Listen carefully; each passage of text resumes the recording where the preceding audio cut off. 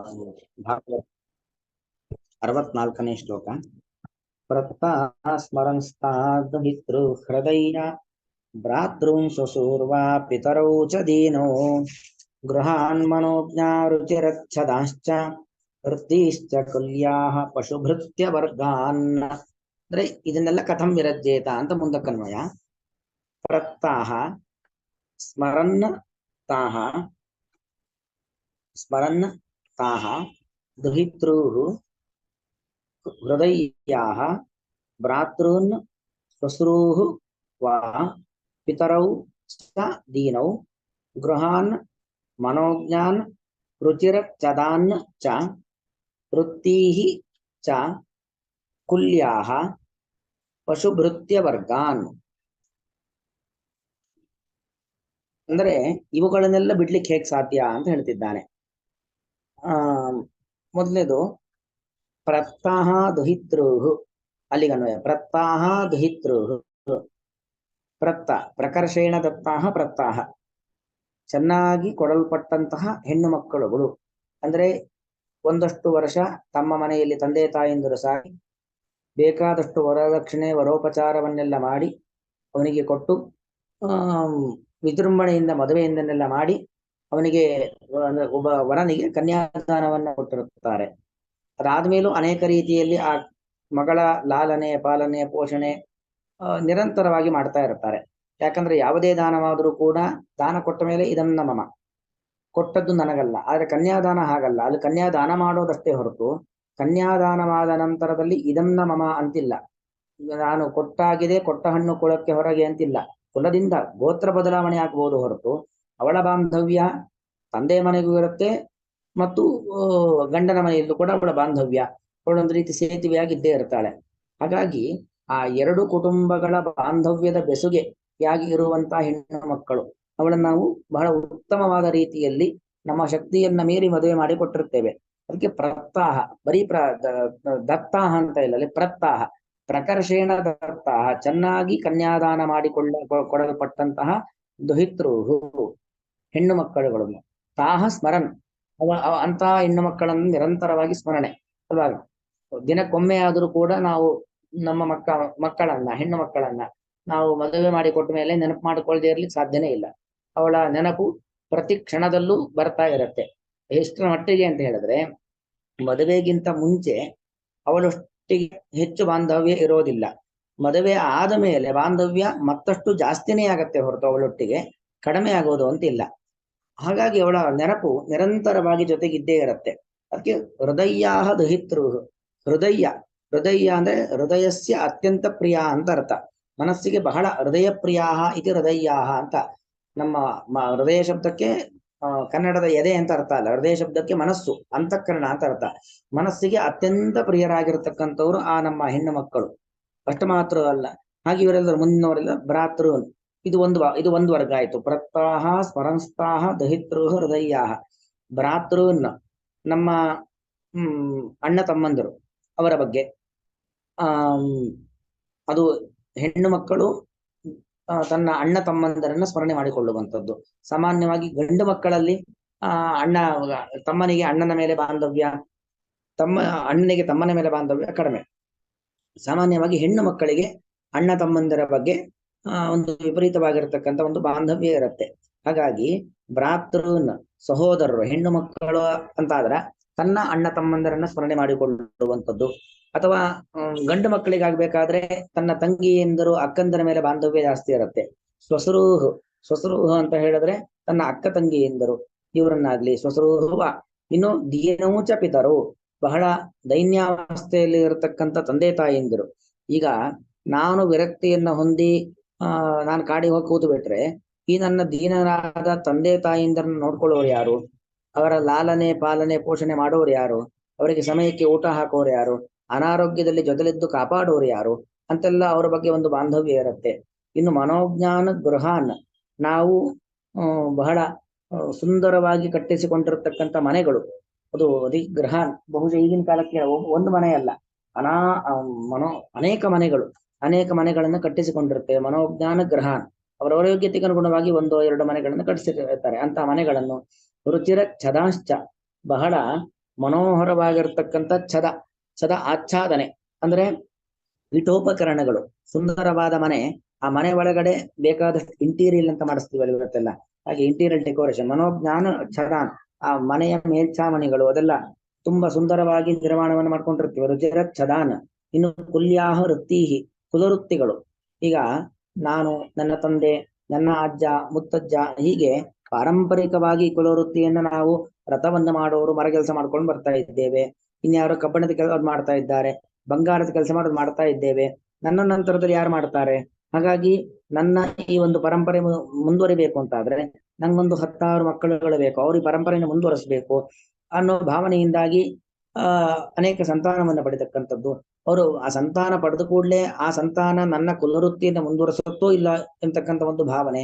ಅದಕ್ಕೋಸ್ಕರ ಒಂದಷ್ಟು ಇತರ ಶಿಷ್ಯರನ್ನು ತಯಾರು ಮಾಡುವಂಥದ್ದು, ಅವರು ನನ್ನ ಕುಲವೃತ್ತಿಯನ್ನು ಮುಂದುವರಿಸಬೇಕು ಎಂಬತಕ್ಕಂಥ ಒಂದು ಕಾಳಜಿ. ಕುಲ್ಯಾಹ ವೃತ್ತೀಹಿ. ಅಷ್ಟು ಮಾತ್ರ ಅಲ್ಲ, ಪಶುಭೃತ್ಯ ವರ್ಗಾನ್, ತಾನು ಸಾಕಿರ್ತಕ್ಕಂಥ ಪಶುಗಳು ಮತ್ತು ತನ್ನ ಸೇವೆಯನ್ನ ಮಾಡಿರ್ತಕ್ಕಂಥ ಭೃತ್ಯರು, ಇವರ ಒಂದು ಸಮುದಾಯ, ಇವರೆಲ್ಲರನ್ನು ಕೂಡ ಸ್ಮರನ್ ಅಂತ ಎಲ್ಲರ ಕಡೆ ಗಮ್ಯ.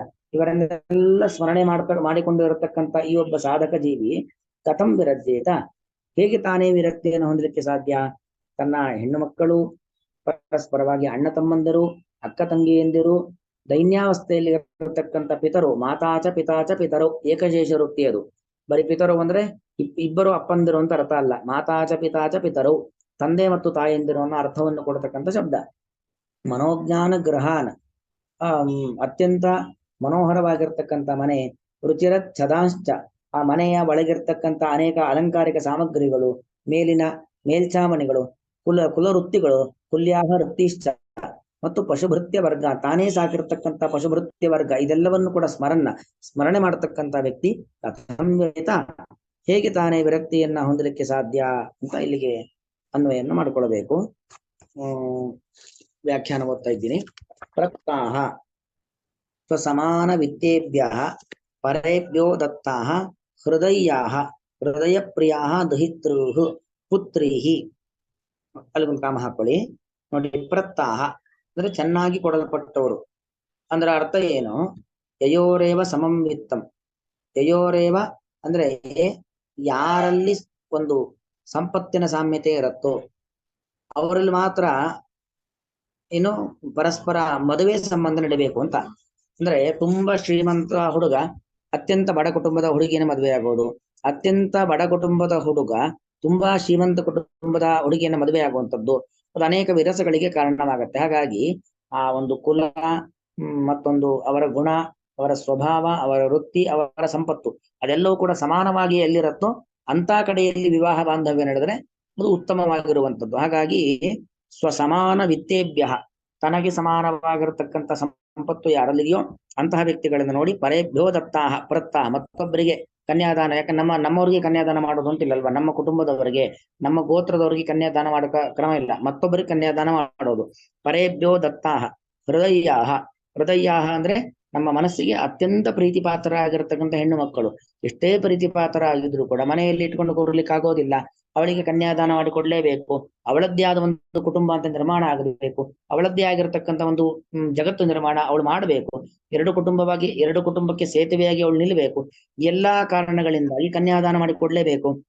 ಹೃದಯ ಪ್ರಿಯಾಹ ದಹಿತೃ, ಮನಸ್ಸಿಗೆ ಅತ್ಯಂತ ಪ್ರೀತಿ ಪಾತ್ರರಾಗಿರ್ತಕ್ಕಂಥ ಹೆಣ್ಣು ಮಕ್ಕಳು. ಪುತ್ರೀಹಿ, ದುಹಿತೃ ಶಬ್ದಕ್ಕೆ ಪುತ್ರೀಹಿ, ಹೆಣ್ಣು ಮಕ್ಕಳುಗಳು. ಅವರುಗಳನ್ನ ಎಲ್ಲ ದ್ವಿತೀಯ ವಿಭಕ್ತಿ ಬಹುವಚನ ಶಬ್ದಗಳಿವೆಲ್ಲ ಕೂಡ. ಸ್ವಸರೂಹು, ಅವರ ಅಕ್ಕ ತಂಗಿಯಂದರು.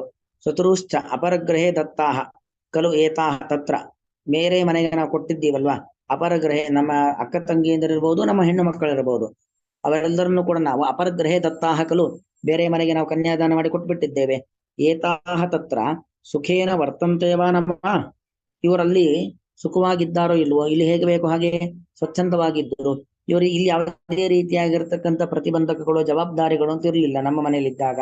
ಆದ್ರೆ ಈಗ ಕನ್ಯಾದಾನ ಮಾಡಿಕೊಟ್ಟ ಮೇಲೆ ಅವರ ಪರಿಸ್ಥಿತಿ ಏನು, ಎಷ್ಟು ಜವಾಬ್ದಾರಿಗಳು ತಲೆ ಮೇಲೆ ಇದೆಯೋ, ಹೊತ್ತಿಗೆ ಊಟ ಮಾಡಿದ್ದಾಳೋ ಇಲ್ವೋ, ಅನಾರೋಗ್ಯದಲ್ಲಿ ಅವಳನ್ನ ಪೋಷಣೆ ಮಾಡ್ಲಿಕ್ಕೆ ಯಾರಾದರೂ ಇದ್ದಾರೋ ಇಲ್ವೋ, ಹೀಗೆ 10 ರೀತಿಯಾಗಿರ್ತಕ್ಕಂಥ ಆಲೋಚನೆಗಳು.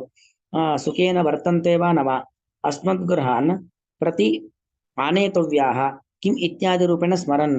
ಅವಳನ್ನ ನಾವು ನಮ್ಮ ಯಾವಾಗ ಕರ್ಕೊಂಡ್ ಬರ್ತೇವೆ, ಅಥವಾ ಅವಳಿಗೆ ಈಗ ಏನೋ ಸ್ವಲ್ಪ ಆರಾಮಿಲ್ಲ ಅನ್ಸುತ್ತೆ, ನಾವು ಬೇಕಾದ್ರೆ ಸ್ವಲ್ಪ ಹೊತ್ತು ಮನೆಗೆ ಕರ್ಕೊಂಡ್ ಇಟ್ಕೊಳ್ಳೋಣ. ಅಸ್ಮದ್ ಗೃಹಾನ್ ಪ್ರತಿ ಆನೇತವ್ಯಾಹ, ನಮ್ಮನೆ ಕರ್ಕೊಂಡ್ಬಿಡೋಣ. ಕಿಂ ಇತ್ಯಾದಿ ರೂಪೇಣ ಸ್ಮ, ಇದೇ ಮೊದಲಾದ ರೀತಿಯಲ್ಲಿ ಆಲೋಚನೆಯನ್ನ ಮಾಡ್ತಾ ಹೆಣ್ಣು ಮಕ್ಕಳ ಬಗ್ಗೆ ಚಿಂತೆ.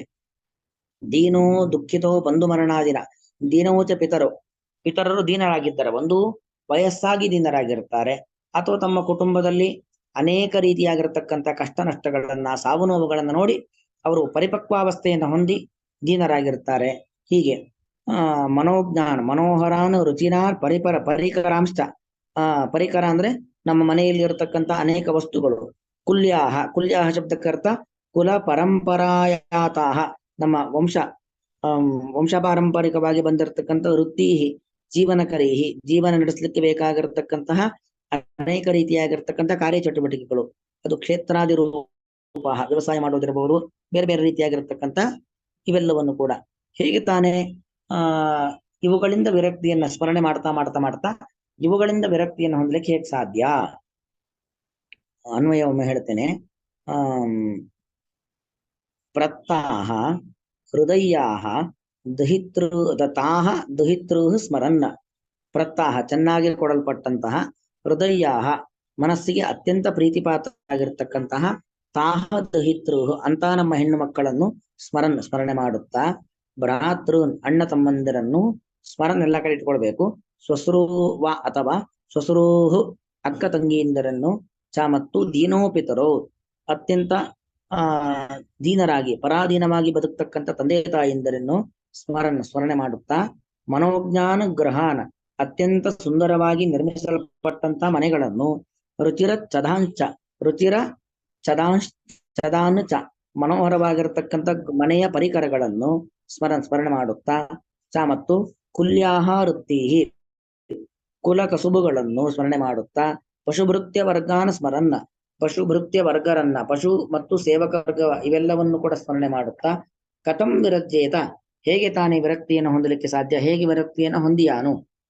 ಪ್ರತ್ತಾ ಸ್ಮರಂಸ್ತಾದಹಿತೃ ಹೃದಯ ಭ್ರಾತೃನ್ ಶ್ವಶ್ರೂರ್ವಾ ಪಿತರೌ ಚ ದೀನೋ ಗೃಹಾನ್ ಮನೋಜ್ಞಾ ರುಚಿರಚ್ಚದಾಶ್ಚ ವೃತ್ತಿಶ್ಚ ಕುಲ್ಯಾಹ ಪಶುಭೃತ್ಯ ವರ್ಗಾನ್. ಶ್ರೀಕೃಷ್ಣ.